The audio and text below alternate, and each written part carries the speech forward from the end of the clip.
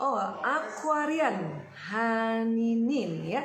Kalau watak dan karakter apakah sama atau beda, Bu? Nah, ini. Watak itu adalah ya program bawaan lahir. Karakter itu pembentukannya. Ya.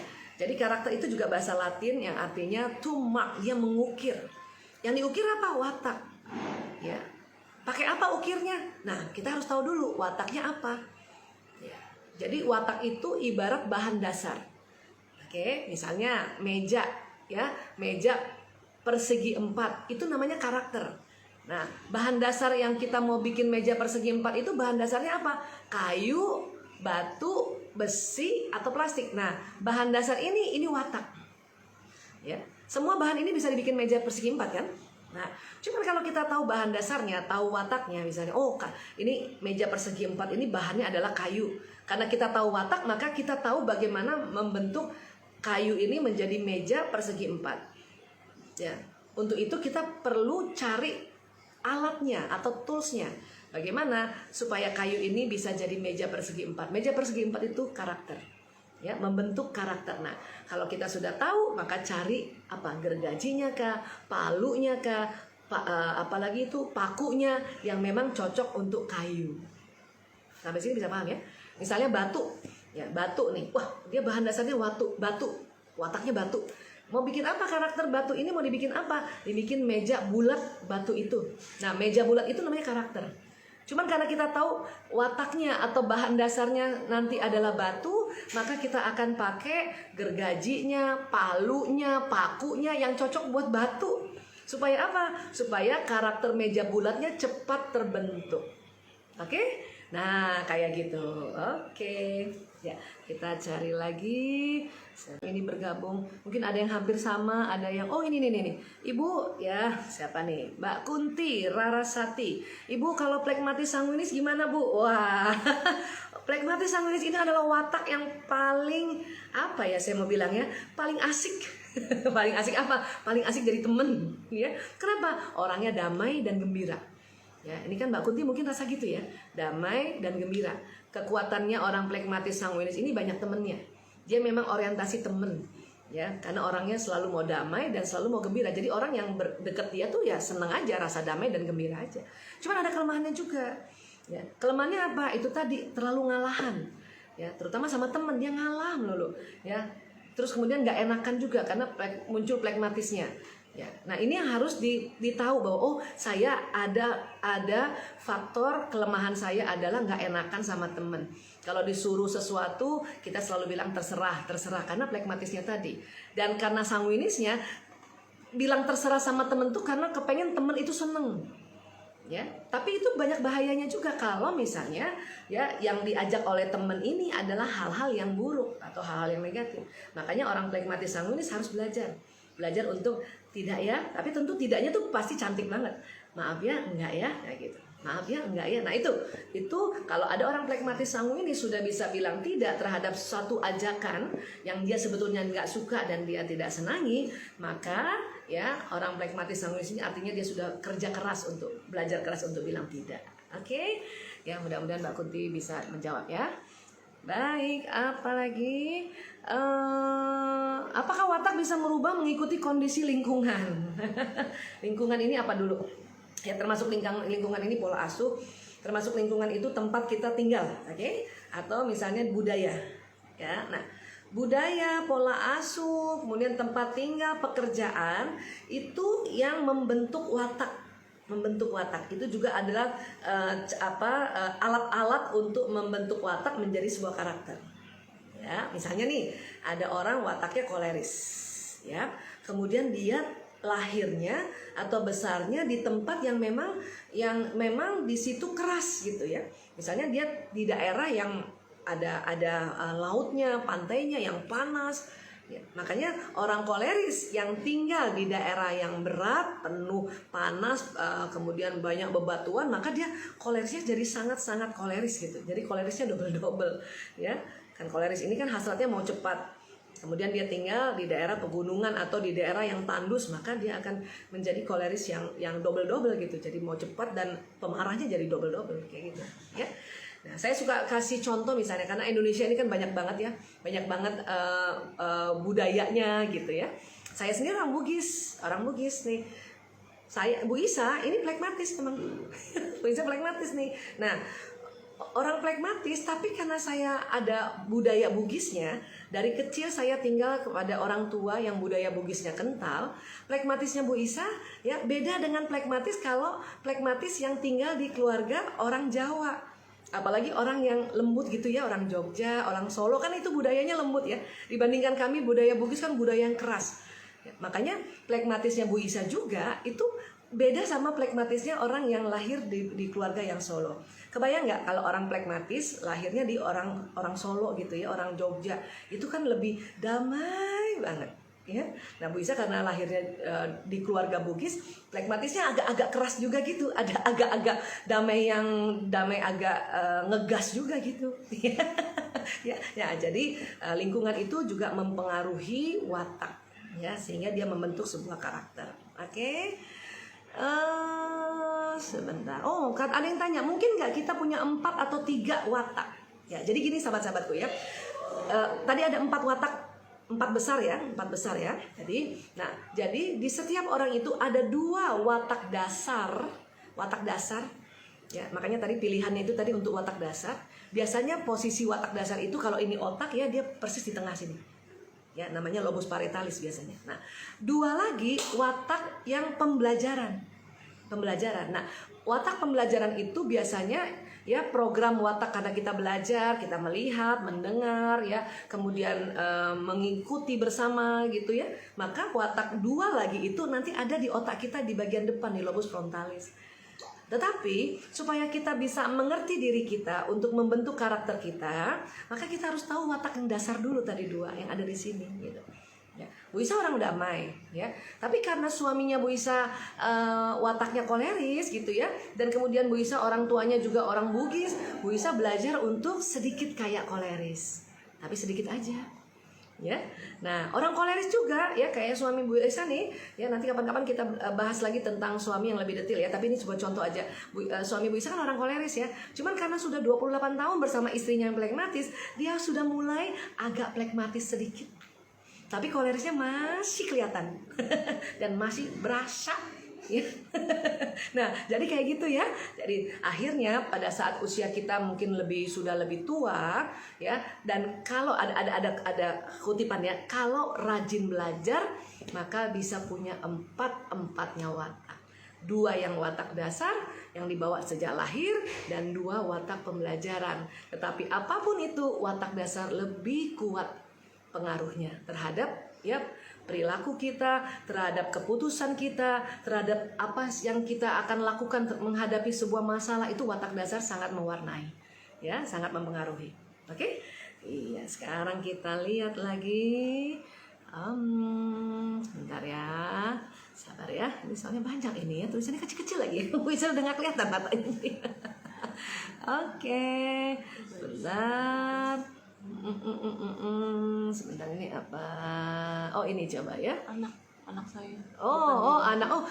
Sahabat-sahabat punten ya, kalau tanya anak nanti kita 2 pekan lagi kita bahas tentang anak ya. Ya, sekarang kita membatak diri dulu ya. Iya, oke.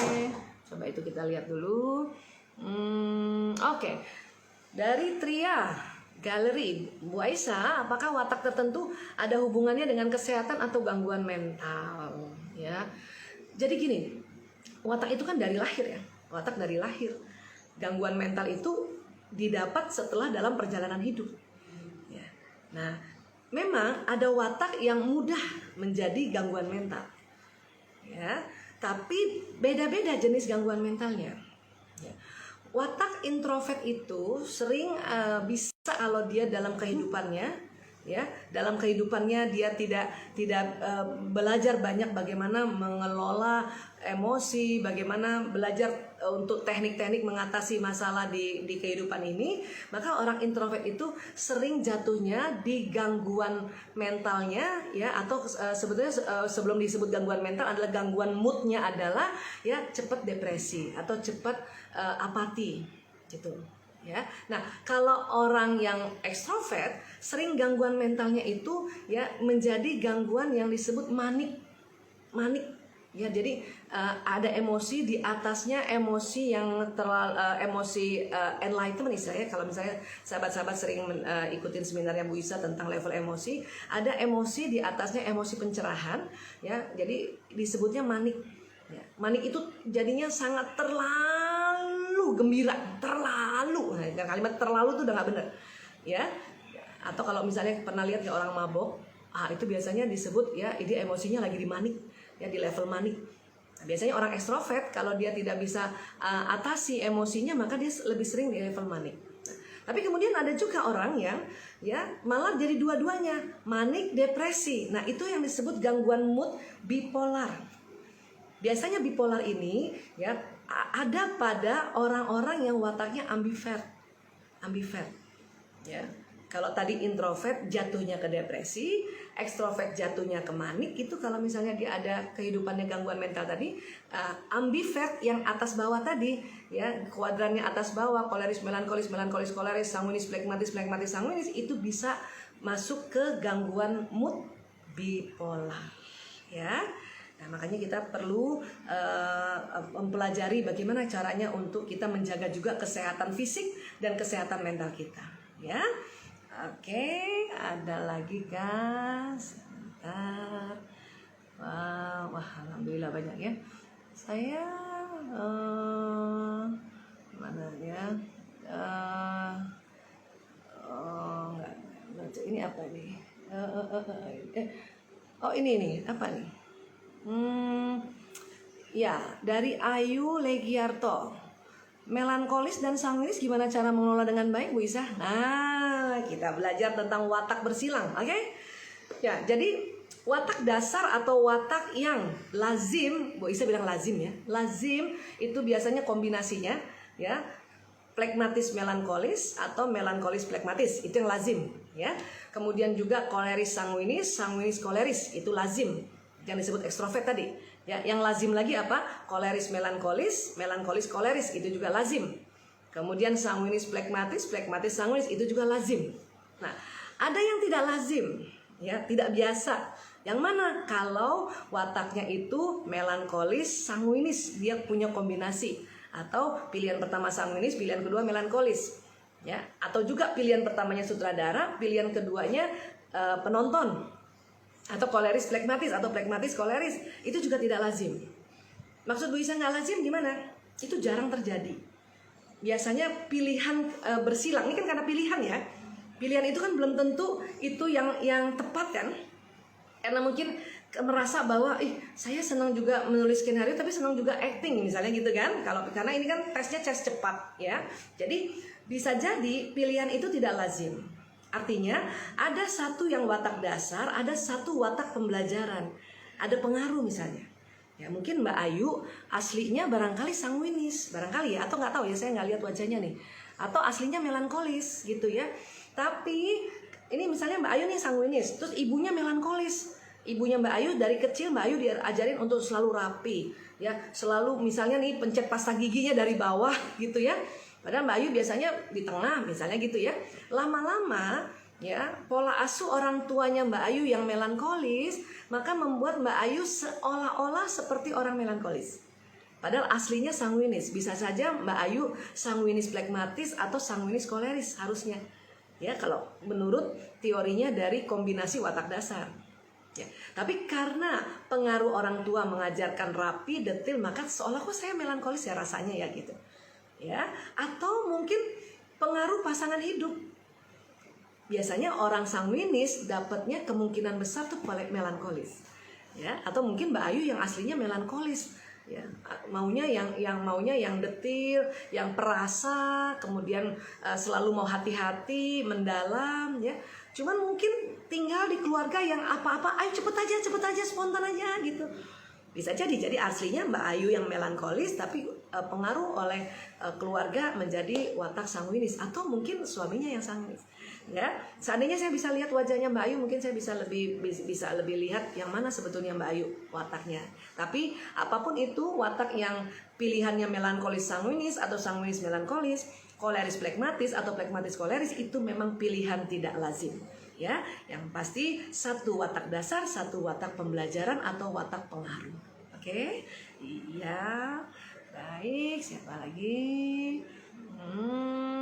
Oke. Bu Isa, bisa nggak karena anak tunggal mempengaruhi? Ya, tadi siapa ya? Kok tadi loncat langsung? Siapa namanya?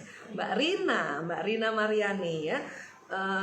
Anak tunggal itu jelas dia ada ciri khas ya, ada fenomena namanya anak tunggal. Tentu anak tunggal itu karena dia sendiri ya, otomatis dia sulit untuk kalau dia ada apa-apa berbagi. Yang satu, sharing itu sulit kalau anak tunggal ya. Kemudian apalagi anak tunggal itu ya nggak ada lawannya. Jadi kadang-kadang misalnya dia mau kadang-kadang kan anak-anak ini kan kalau kita bersaudaranya lebih dari satu ya, saudara kandung lebih satu kan sering ada namanya sibling rivalry ya, ada istilahnya persaingan antar saudara kandung. Nah kalau anak tunggal itu kan kadang-kadang dia nggak ada saingannya gitu, makanya dia kadang-kadang gemes sendiri, ini gimana sih, dan cepet bosen biasanya. Ya, nah apapun wataknya, kalau dia anak tunggal berarti dia plus fenomena anak tunggal. Misalnya anak koleris, sudahlah koleris tunggal. Nah kebayang nggak gitu? Sudahlah memang koleris, ya, hasratnya mengatur, hasratnya mau cepat, kemudian dia tunggal, nggak ada lawan. Ya pasti orang tuanya juga apa yang dia bilang orang tuanya langsung setuju aja kan gitu. Apalagi kalau orang tuanya pragmatis ya gitu. Ya, kemudian misalnya orang anaknya wataknya melankolis, anak tunggal. Ini anak melankolis yang anak tunggal, dia lebih cepat lagi bapernya, lebih sering lagi bapernya. Kenapa? Karena dia nggak tahu mau sharing sama siapa. Mau sharing sama orang tua, mungkin orang tuanya nggak pas waktunya. Atau mungkin juga kadang-kadang kan anak-anak itu mau sharing pada teman sebaya. Ya, dia nggak cocok omongan sama orang tua. Ada yang begitu. Jadi sudah melankolis, anak tunggal, ya sudah, ya tambah baperan. Ya. Sudah sanguinis orangnya ceria kan, gembira, heboh gitu ya, dan anak tunggal, kayak apa tuh sanguinisnya? Mungkin sanguinis jadi double, ya, double jadi wataknya ya. Kemudian misalnya plekmatis, anak damai. Kemudian dia anak tunggal, ya, anak tunggal, maka dia jadi terlalu damai banget. Sehingga kapan-kapan misalnya kalau mau ada apa-apa dia malas banget untuk keluar rumah ya, kemudian dia malas untuk kalau ada orang yang harusnya dia bisa ajak ngobrol dia jadi malas. Jadi sekali lagi watak apapun kalau dia anak tunggal dia ada ciri khas khusus fenomena anak tunggal. Dan biasanya ya dalam perjalanan hidupnya di dalam misalnya pendidikannya kah atau orang tuanya memberikan arahan-arahan itu nanti akan mempengaruhi ya. Jadi kalau anak tunggal kemudian dia juga diberikan arahan dan pola asuhnya bagus ya tetap bagus ya. Anak tunggal taruh aja di pesantren. Kayak sepupu saya tuh. Anak tunggal di sekolahnya boarding school. Jadi nggak tunggal lagi kan kalau boarding school ya. Oke.